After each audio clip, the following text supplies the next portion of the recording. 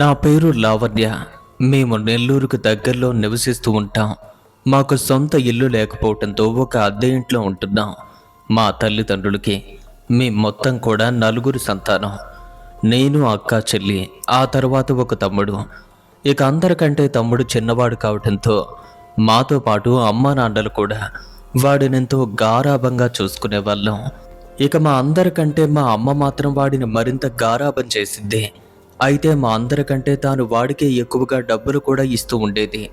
అలా విపరీతంగా ఖర్చులకు అలవాటు పడినప్పటికీ అఖిల్ మాత్రం 13 ఏళ్ళు వచ్చే వరకు మాతో కలిసి హాయిగా చదువుకునేవాడు. కానీ ఆ తరువాత ఫ్రెండ్స్తో కలిసి చెడు తిరుగులకు బాగా అలవాటు పడి స్కూల్ ఎగ్గొట్టడం మొదలుపెట్టాడు. కానీ నాన్నగారు మాత్రం నగానో బగానో ఒప్పించి వాడిని స్కూల్కి అయితే పంపించేవారు. అలా ఇంకొక 2 ఏళ్ళైతే గడిచింది. ఇక అప్పటికే వాడు చదువుతున్నదైతే 10వ తరగతి. ఈలోగా అక్కకు పెళ్లి కూడా అయింది. ఇక నాకు కూడా పెళ్లి సంబంధాలు అడపాదడపా వస్తున్నాయి. అయితే ఒక ఏడాదిలో నాకు పెళ్లి చేద్దామనుకున్నారు. కానీ ఈలోగా వాడు గంజాయి కూడా అలవాటు పడ్డాడు. అది 2013. అప్పటికి గంజాయి లేకపోతే ఉండలేనటువంటి ఓ పరిస్థితికి వచ్చేశాడు. మాకు కొన్ని కిలోమీటర్ల దూరంలో బోడిగాడు తోట అనే పేరుతో ఒక శ్మశానం ఉంటుంది. ఇక అది అక్కడ రైల్వే స్టేషన్కు చాలా దగ్గరలో ఉండే స్పాట్. అలాంటి శ్మశానానికి చెడు తిరుగుళ్ళు తిరిగే వాళ్ళు అంతా కూడా చేరుకుని మద్యం సేవించడం, ఈ గంజాయి తీసుకోవటం ఇదంతా కూడా బాగా ఎక్కువగా ఉండేది. ఇక మా తమ్ముడు కూడా అక్కడికి వెళ్ళటం మొదలు పెట్టాడు. కానీ ఆ విషయం మాకైతే తెలియదు. అయితే మరికొన్ని రోజులకి మా తమ్ముడి యొక్క అఖిల్ పరిస్థితి చిన్నగా మారటం మొదలైంది.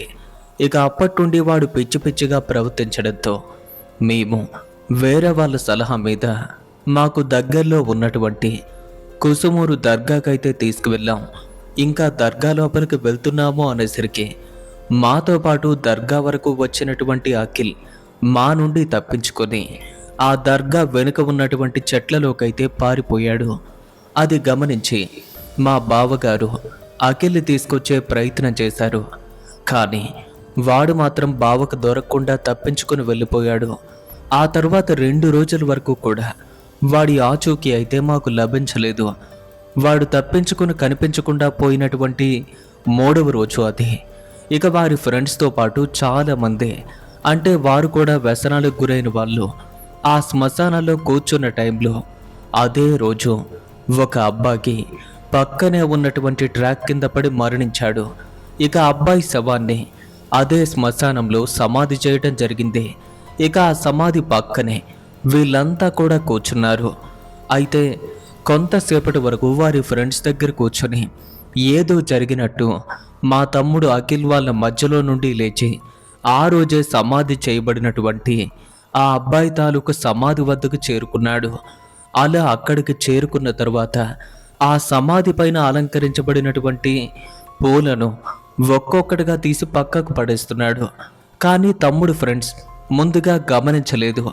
ఆ తరువాత వాడిని గమనించి మనమంతా కూడా ఇక్కడ కూర్చుంటే వాడు మాత్రం అక్కడికి చేరుకుని పూలు చల్లుతున్నాడేంటి, ఏం జరిగిందని వాళ్ళంతా కూడా వాడి ప్రవర్తన చూసి భయపడుతుంటే ఒక్క అబ్బాయి మాత్రం వెళ్ళి తీసుకువద్దాము అని చెప్పాడు. ఇక మిగతా 4 అబ్బాయిలు కూడా అక్కడకు చేరుకుని సమాధి పక్కనే కూర్చున్నటువంటి తమ్ముడిని తీసుకొచ్చే ప్రయత్నం చేస్తుంటే వాడు మాత్రం ఇలా మాట్లాడుతున్నాడు, ఇది నా సమాధి, నా సమాధిపై ఉన్నటువంటి పూలు చల్లుకుంటారు, లేదంటే ఇంకేమైనా చేసుకుంటాను, ఈ విధంగా మాట్లాడుతున్నాడు. అది చూడగానే వారు భయపడి వెంటనే మాకు కబురు అందజేశారు. 3 రోజులుగా కనిపించిన తమ్ముడు అక్కడ ఉన్నాడు అని తెలియగానే ఇక మా బావ మరియు నాన్న వెంటనే అక్కడికైతే వెళ్ళారు. మళ్ళీ అలాగే మాట్లాడుతున్నాడు. కానీ వీరిద్దరూ కూడా అతి కష్టం మీద వాడిని ఇంటికి తీసుకొచ్చారు. ఇక ఇంటికి వచ్చేసరికి నార్మల్గా మాట్లాడటం లేదు. కానీ ఆ రోజు నుండి వాడిలో వాడు మాట్లాడుకోవటం, అక్కడెవరో ఉన్నట్టుగా మోగ సైగలు చేయటం, ఇలాంటివన్నీ కూడా చేస్తున్నాడు. ఇక ఇరుగు పొరుగు వాళ్ళు చెప్పింది ఏంటంటే ఏదో గాలి సోకింది అని చెప్పి బలవంతంగా అయినా దర్గాకు తీసుకువెళ్ళండి అంటున్నారు. ఈసారి అతి కష్టం మీద వాడిని దర్గాలోకైతే తీసుకువెళ్ళాం. ఏవో కొన్ని పరిహారాలు చేశారు. ఆ రాత్రి గడిచింది. ఇక మరుసటి రోజే ఇంటికి తీసుకొచ్చేసాం. కానీ అప్పటికే వాడి ప్రవర్తన మరింత బీభత్సంగా మారిపోయింది.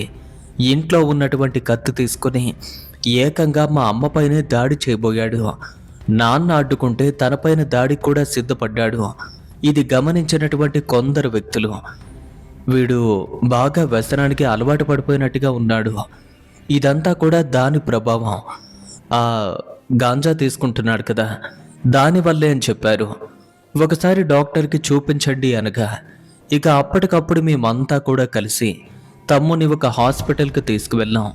ఇక డాక్టర్ అయితే తమ్ముని బాగా పరీక్షించి దానికి బాగా అలవాటు పడిపోయాడండి. అది బ్రెయిన్ వరకు సోకిద్ది. ఇక ముందు కూడా దాన్ని తీసుకుంటే ఈ ప్రాబ్లం ఏమవుతుందో కూడా తెలియదు. మెడిసిన్తో ఇప్పటికైతే కొంతమేర నయం చేయొచ్చు, కానీ మళ్ళీ అటువైపే మనసు మళ్ళితే ఇక బాబును మీరు మర్చిపోవటం మంచిదే అని చెప్పారు. ఇక వెంటనే మెడిసిన్ ఇచ్చారు, ఇంటికైతే పంపారు. ఇక అప్పటి నుండి వాడిని జాగ్రత్తగా కాపాడుకుంటూ వస్తున్నాం. అయితే మేమైతే ఇంట్లో ఉంటున్నామని ముందుగా చెప్పాను కదా. ఇక అలాంటి ఇల్లు మా ఇంటి ఓనర్కి దాదాపుగా 20 వరకు ఉంటాయి. పైగా అన్ని ఇల్లు కూడా వరుస క్రమంలో ఉంటూ మా ఇంటి వెనుక కూడా తనకైతే పొలం ఉంటుంది. తాను ఒక రైల్వే ఉద్యోగి. ఆ రోజు డ్యూటీకి వెళ్ళి రాత్రి 10 గంటల సమయానికి డ్యూటీ పూర్తి చేసుకుని ఆ టైంలో ఇంటికి తిరిగొస్తూ ఉంటే అనుకోకుండా పట్టాలు దాటే సమయంలో అతను అక్కడికక్కడే ట్రైన్ క్రింద పడి చనిపోయారు. ఇక అలా వారు చనిపోవటంతో వారి డెడ్ బాడీ రాత్రి వేళలో చూడటానికి భయంకరంగా ఉంటుందని మాలాంటి వాళ్ళు చాలామంది ఆ రాత్రి వెళ్ళలేకపోయాము. అయితే మరుసటి రోజు ఉదయాన్నే వెళ్దాము అనుకున్నాం. కానీ 11 గంటలకల్లా శవాన్ని ఇంటికి తీసుకొస్తున్నారు. పైగా మా ఇంటి వెనుక ఉన్నటువంటి వారి పొలంలోనే అంత్యక్రియలు కూడా చేస్తున్నారు అని తెలియటంతో ఇక మా ఇంటి వెనుక ఉన్నటువంటి వారి పొలంలోనే అంత్యక్రియలు చేస్తున్నారు. ఎక్కడే చూడొచ్చులే అనుకున్నాం మేమంతా కూడా. కానీ మరికొందరిలో మాత్రం భయం వేరే విధంగా ఉంది. ఆ భయం ఏంటంటే తాను మరణించిన రోజు ఆదివారం అమావాస్య. ఇక ఆ రోజు చనిపోయిన వారు ఆత్మలుగా మారుతారని, అలాంటి వారి వల్ల చాలా ఇబ్బంది అవుతుందని, ఇంకా అలాంటి దాన్ని చూడటానికి వెళ్ళటం ప్రమాదము అనుకుంటున్నారు. మేమంతా కూడా భయపడ్డాం. కానీ ఎక్కడికి పోలేని పరిస్థితి. ఇక సమయం దగ్గర పడుతుంది. సరిగ్గా 12 గంటల సమయానికి వారి మృతదేహాన్ని మా ఇంటి వెనుక పొలంలోకి తీసుకొచ్చారు. చాలామంది వెళ్తున్నారు వారిని చివరి చూపు చూడటానికి. మరి నేను కూడా అందరితో పాటు అక్కడికి వెళ్తుంటే మా అమ్మ నన్ను వెంటనే అడ్డుకుంది. బుద్ధుందా నీకు? ముక్కలు ముక్కలుగా పడి ఉన్నదాన్ని మేమే చూడలేకపోతున్నాం, నువ్వు వెళ్ళి చూస్తే ఖచ్చితంగా భయపడతాం, అలా నన్ను అడ్డుకుంది. కానీ మా తమ్ముడు మాత్రం ఏమాత్రం భయపడకుండా దాని దగ్గరకు వెళ్ళటం, చూసి తిరిగి రావటం, ఇదంతా కూడా జరిగింది. వాడు వెళ్ళటం మాత్రమే కాదు, అంత్యక్రియలు పూర్తయ్యే వరకు అక్కడే ఉండి ఆ తర్వాత ఇంటికి వచ్చాడట. అలా ఇంటికొచ్చినటువంటి అఖిల్ అక్కడ ఎలా కనిపించిందో అంతా చెప్పేసరికి నిజంగా నేను వెళ్ళి చూడకపోయినా వాడి మాటలు విని కొంచెం భయంగా అనిపించింది. అలా ఆ కార్యక్రమం అంతా కూడా ముగిసింది.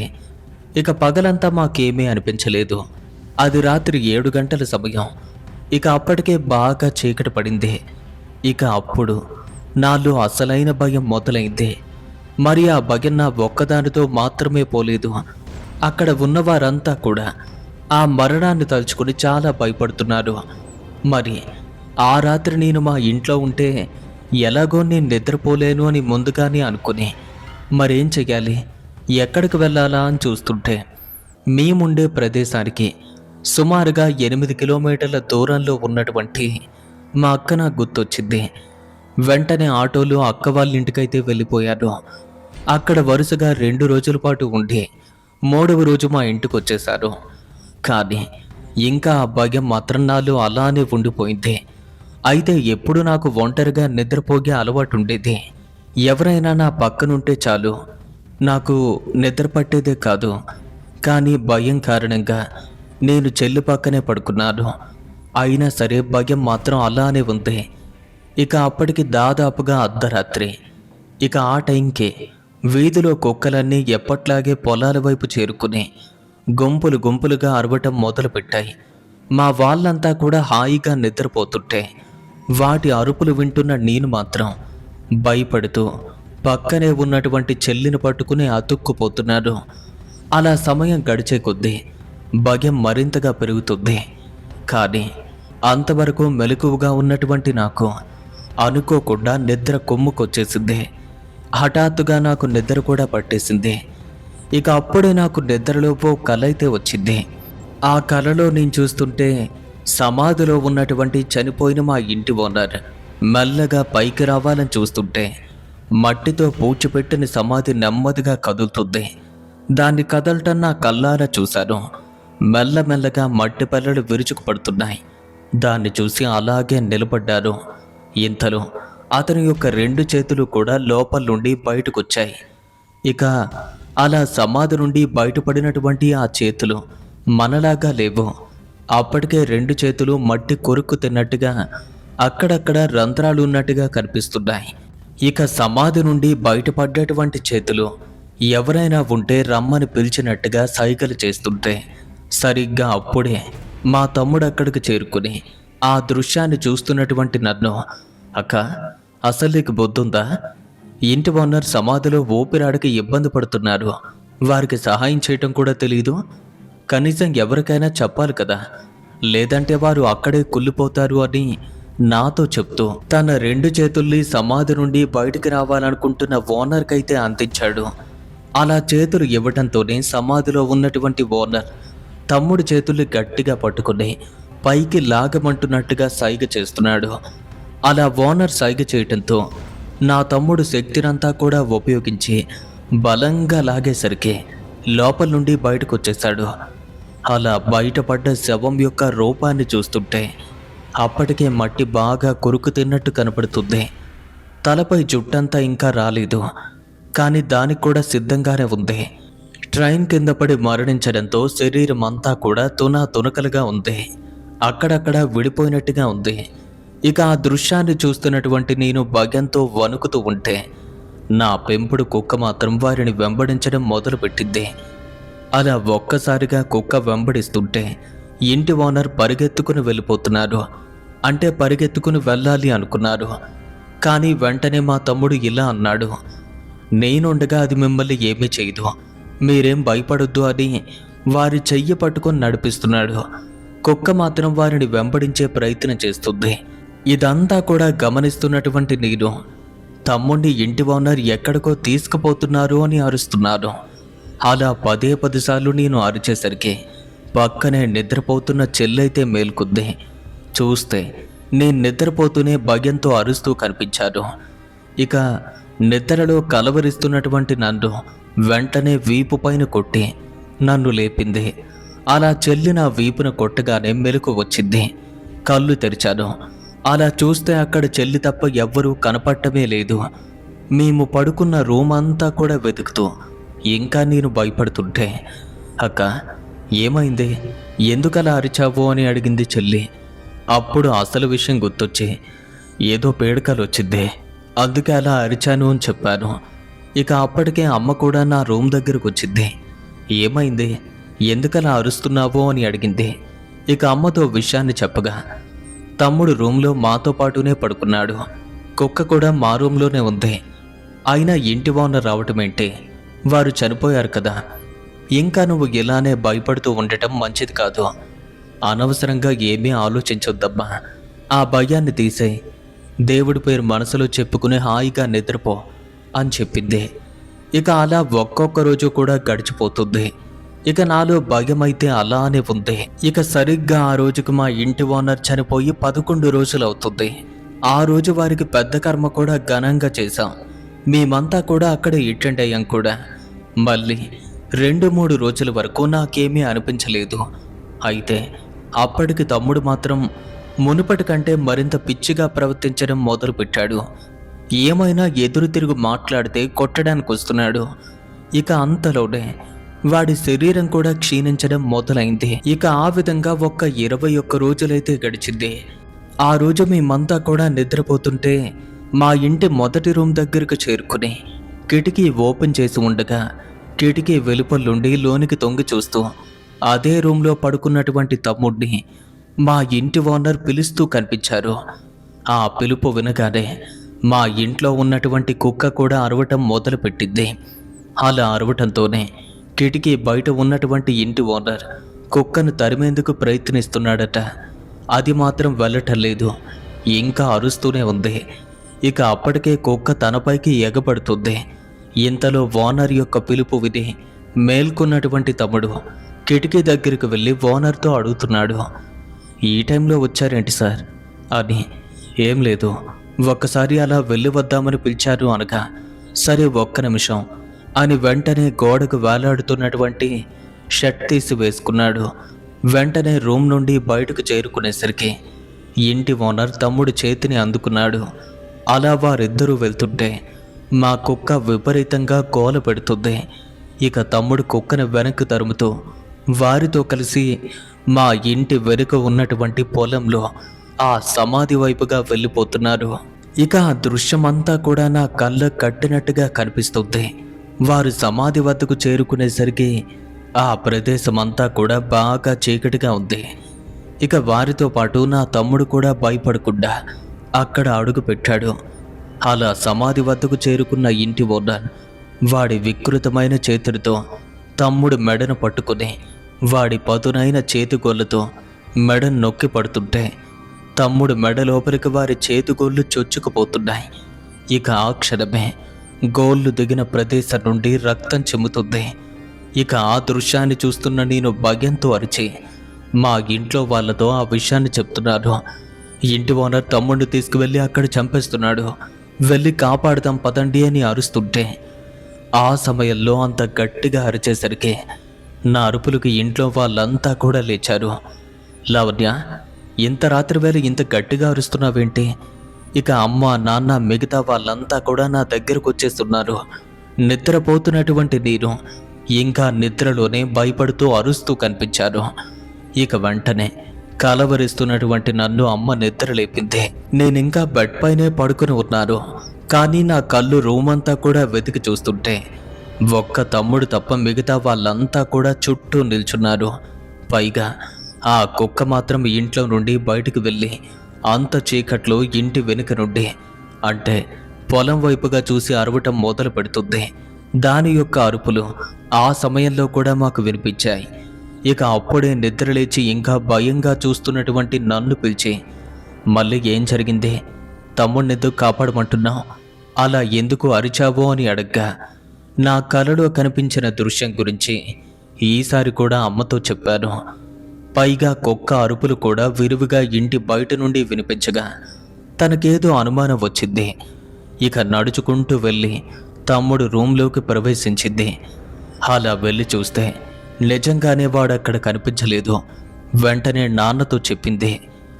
అయితే సాధారణంగా ఇలాంటి విషయాలను నాన్న పెద్దగా నమ్మరు. వాడు బాత్రూంకి వెళ్ళుండొచ్చు, అంతకుమించి ఏమీ లేదు అని చెప్తుంటే కుక్క అరుపులు వింటున్నటువంటి అమ్మకు ఆ అనుమానం కొంచెం పెరిగింది. పోనీ ఒక్కసారి వెళ్ళి చూద్దామండి అని నాన్నను తీసుకుని మెల్లగా ఇంటి వెనక్కి వెళ్ళింది. చూస్తే అక్కడ నిలబడి ఉన్నటువంటి మా కుక్క సమాధి వైపు చూస్తూ భయపడి అరుస్తున్నట్టుగా కనిపించింది. అంటే ఆ దిక్కును చూస్తుంది.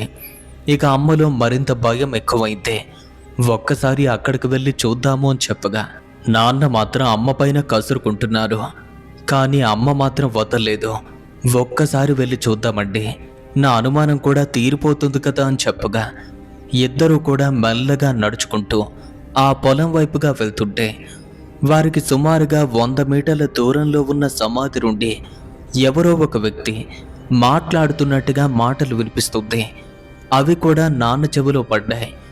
చెవులు రెక్కబొడిచి అలా మాట్లాడుతుంది ఎవరు అని వింటే ఆ స్వరం నా తమ్ముడు అఖిల్ గొంతులా వినిపించింది. నాన్న కూడా భయపడ్డారు. ఈ టైంలో వీడు అక్కడికి వెళ్ళటం ఏంటి, ఏం జరుగుతుంది అక్కడ? ఇక వెంటనే అమ్మను తోడుగా తీసుకుని అక్కడికైతే వెళ్ళాడు. అలా వెళ్ళి చూస్తే ఆ సమాధి మీద కూర్చుని తన పక్కనే ఎవరో కూర్చున్నట్టుగా మాట్లాడుతున్నాడు. ఆ దృశ్యాన్ని చూడగానే ఇద్దరూ కూడా హడిలిపోయారు. వెంటనే తమ్ముడిని అక్కడి నుండి బలవంతంగా తీసుకొచ్చి ఇంట్లో పెట్టేశారు. అయితే ఆ తరువాత నా కలలో కనిపిస్తున్న దృశ్యం నిజంగా కనపడేసరికి అమ్మ నాన్నకి ఏం అర్థం కాలేదు. మేమంతా ఇంట్లోనే ఉండటంతో డోర్ క్లోజ్ చేశారు. మేమంతా నిద్రలోకి జారుకున్నాం. కానీ నాన్న ఆ రాత్రి ఏమనుకున్నారో తెలియదు, కానీ ఉదయాన్నే తమ్ముడిని తీసుకుని ఒక స్పెషలిస్ట్ దగ్గరకు తీసుకువెళ్ళారు. తమ్ముని చూసి, మీ అబ్బాయి ఎంత వీక్గా ఉన్నాడంటే ఇన్నాళ్ళు ఏం చేశారని అడగ్గా అసలు విషయం చెప్పారు. మత్తు పదార్థాలకు బాగా అలవాటు పడితే ఇలానే ఉంటుందండి. కానీ మీ అబ్బాయికి పూర్తిగా బ్రెయిన్ వరకు ఎక్కేసింది. మెడిసిన్ అయితే ఇస్తాను, కానీ పూర్తిగా నయం అవుతుంది అన్న గ్యారంటీ లేదు. ఇక అలా డాక్టర్ నాన్నతో చెప్పి కొన్నాళ్ళకు మళ్ళీ మందులు వాడమని చెప్పి పంపారు. ఇక ఇద్దరు ఇంటికైతే వచ్చారు. కానీ ఆ రోజు నుండి మొదలైంది అసలైన కథ. తమ్ముడి ప్రవర్తన మరింత భయంకరంగా మారింది. ఇక అప్పటికి వాడు ఎలా అంటే పూర్తిగా తింటం మానేశాడు.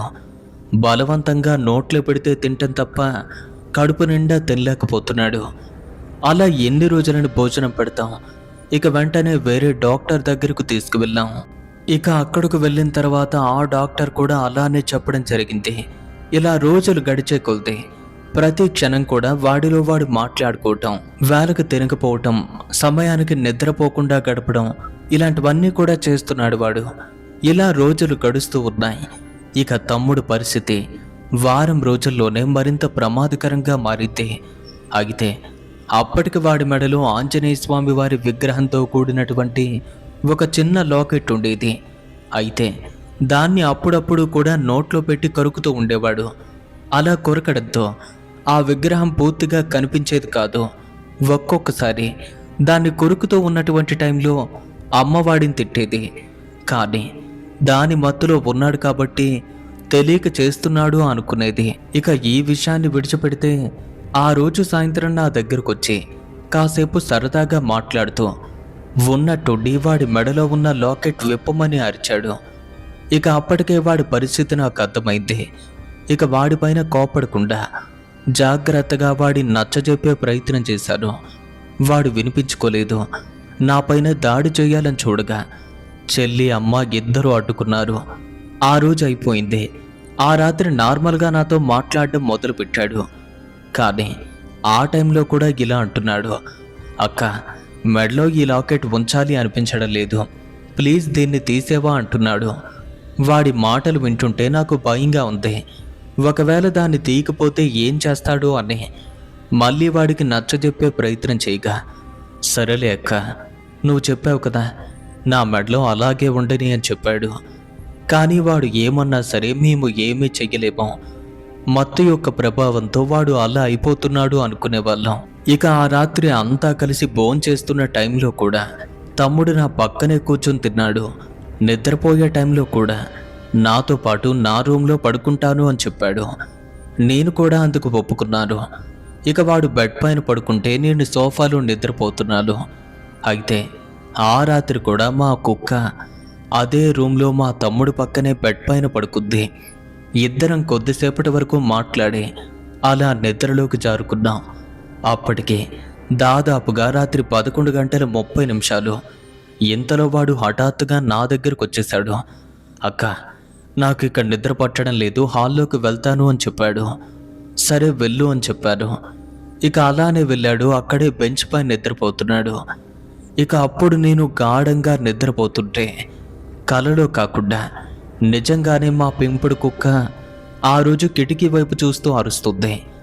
కుక్క అరుస్తుంది కలలో అని ముందుగా అనుకున్నాను, కానీ అది నిజంగానే బయట అరుస్తుంది. సుమారుగా 10 నిమిషాలు అరిచేసరికి నేను అప్పుడే నిద్ర నుండి మేలుకునే ప్రయత్నం చేస్తున్నాను. కానీ పూర్తిగా నిద్రమైకంలో ఉండటంతో కిటికీలో నుండి ఆ వ్యక్తి, అఖిల్, నేను ఇంటి ఓనర్నే, ఒక్కసారి బయటకు వస్తావా, మీ ఇంటి ఓనర్నే, ఒక్కసారి బయటికి రా అని అలానే పిలుస్తున్నట్టుగా వినిపించింది. ఆ గొంతు ఎక్కడో విన్నట్టుగా ఉంది. మైకంలో ఉండటంతో ఆ స్వరం ఏదో అర్థం కాలేదు. మళ్ళీ మళ్ళీ అదే పిలుపు. ఒకవైపు ఆ కుక్క కూడా పడుకుండగానే చిన్నగా మురుగుతుంది. ఇలా నా 2 వైపుల నుండి కూడా చాలా ఇబ్బందిగా అనిపించింది. వెంటనే ఒక్కసారిగా నిద్రలేచి చూశాను. అలా చూస్తే మా ఇంటి కిటికీ వెనుక మా ఇంటి ఓనర్ నిల్చున్నాడు. మధ్య మధ్యలో కిటికీ లోపల నుంచి తొంగి చూస్తూ అఖిల్ని బయటికి రమ్మని చెప్తున్నాడు. అతను నా కళ్ళకు చాలా క్లియర్గా కనిపిస్తున్నారు. కానీ అది కలవ లేక నిజమో కూడా తెలియదు.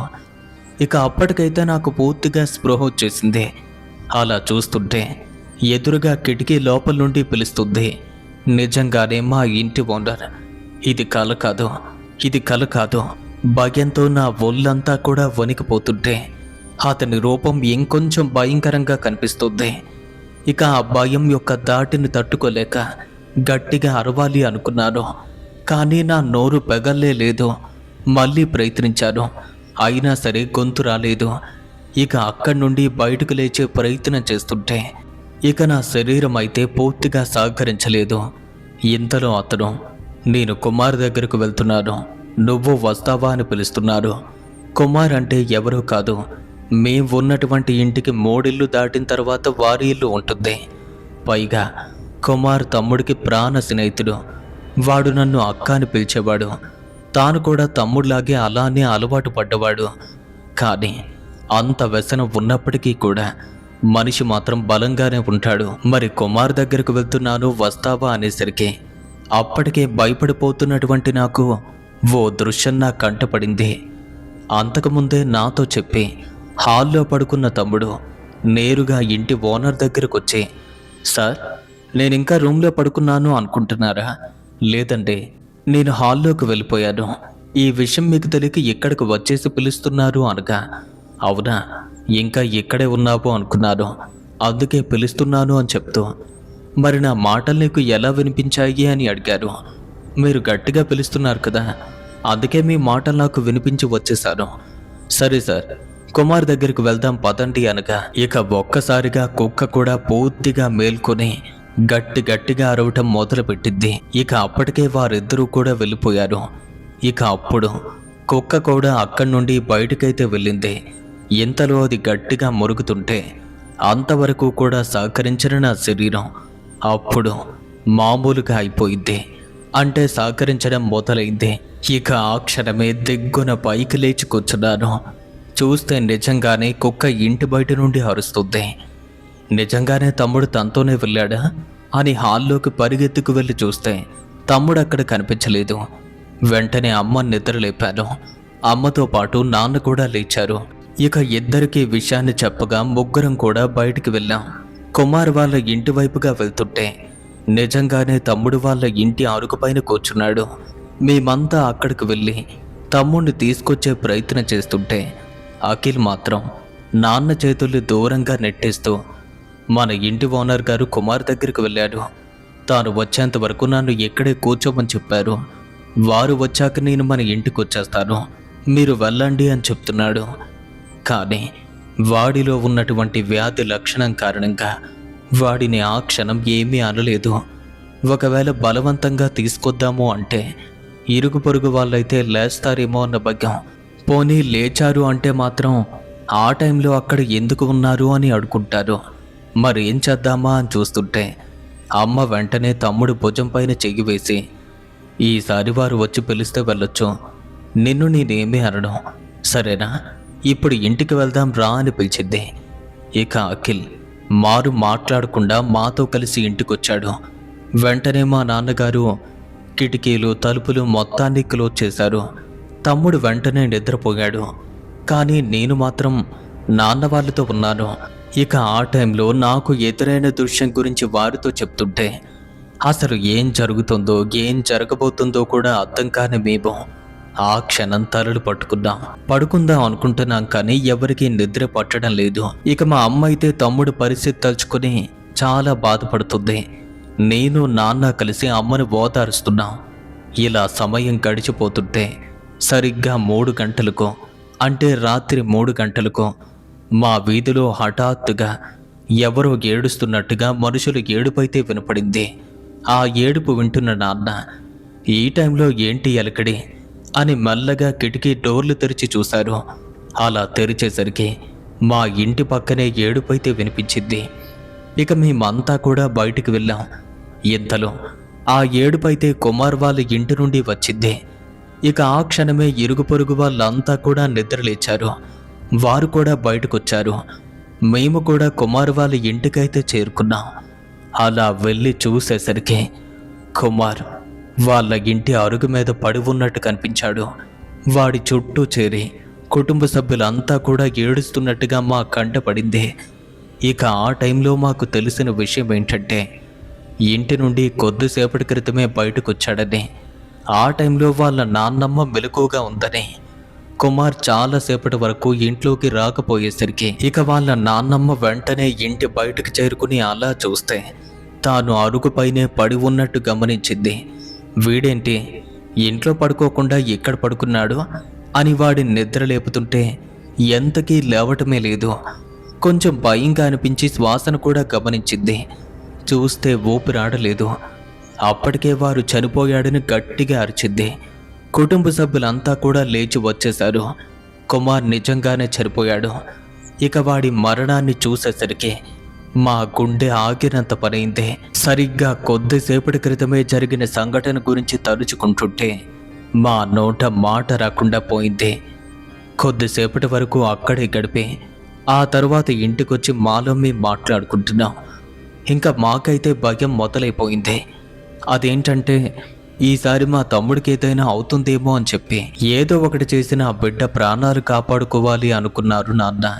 ఇక తెల్లవారేసరికి కుమార్ వాళ్ళ బంధువులంతా కూడా ఇంటికి చేరుకోవటం. ఉదయం 11 గంటలకి వాడికి అంత్యక్రియలు కూడా జరిగాయి. కానీ అంతా మాట్లాడుకున్న విషయం ఏంటంటే, అంత చిన్న వయసులో ఎలా చనిపోయాడు అని.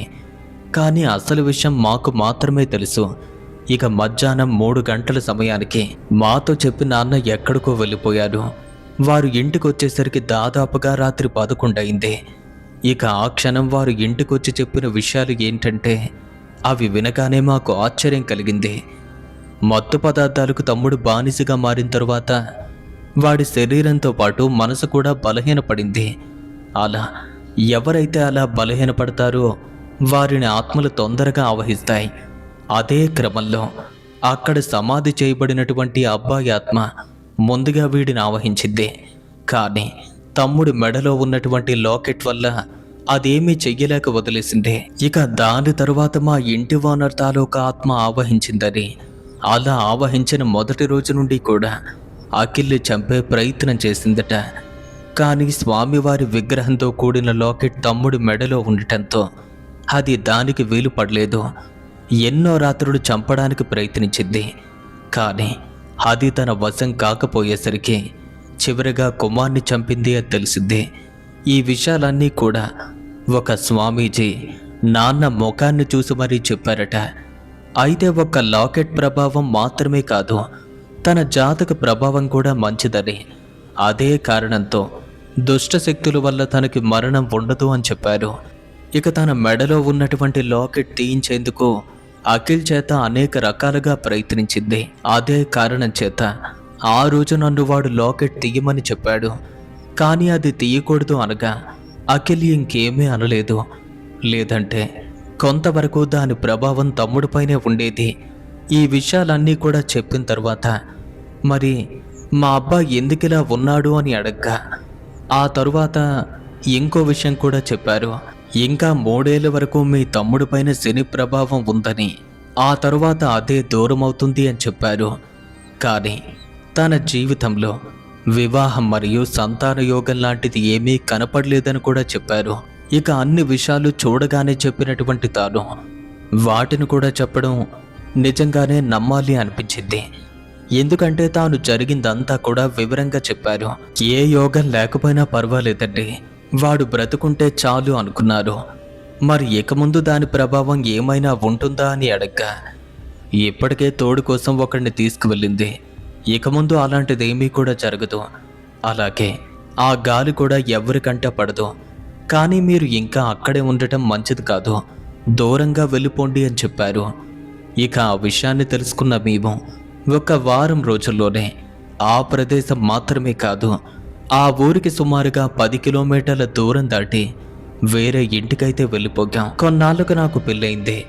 ఇక తమ్ముడు కూడా క్రమక్రమంగా వాటన్నింటికీ దూరం అయ్యాడు. కానీ వాటి ప్రభావంతో అప్పటికే ఆరోగ్యరీత్యా చాలా ఇబ్బందులు పడ్డాడు. కానీ అతను చెప్పినట్టుగానే పెళ్లికి మాత్రం పనికి రాకుండా పోయాడు. ఏది ఏమైనా సరే వాడు ప్రాణాలతో ఉండటం మాలో కొంచెం సంతోషాన్ని మిగిల్చింది. ఇప్పుడు మేమంతా కూడా హాయిగా ఉంటున్నాము అని లావణ్య గారు వారి జీవితంలో ఎదురైన ఈ సంఘటనను ఈరోజు మనందరితోనూ షేర్ చేసుకున్నారు. మరి ఈ సంఘటన విన్న తర్వాత మీకు ఎలా అనిపించిందో కామెంట్ రూపంలో రాసి పంపితే వాటిని చదివి మీకు రిప్లై ఇచ్చేందుకు మేమంతా కూడా ఎదురు చూస్తున్నాం. అలాగే మీరు చేయవలసినటువంటి ఇంకో ముఖ్యమైన పని, ఈ వీడియో కనుక మీకు నచ్చినట్టయితే వెంటనే లైక్ చేయండి. ఇలాంటి మరిన్ని హారర్ స్టోరీస్ని ప్రతిరోజు మీరు క్రమం తప్పకుండా వినాలి అనుకుంటే ఇప్పుడే మన ఛానల్ సబ్స్క్రైబ్ చేసుకోండి. ఒకవేళ లావణ్య గారిలానే మీరు కూడా మీకు తెలిసినటువంటి కథల్ని, మీ జీవితంలో జరిగినటువంటి రియల్ హారర్ ఇన్సిడెంట్స్ని మాతో పాటు షేర్ చేసుకోవాలి అనుకుంటే మన యొక్క ఇన్స్టాగ్రామ్కి డైరెక్ట్గా మెసేజ్ చేయండి, లేదా మెయిల్లో కూడా రాసి పంపొచ్చు.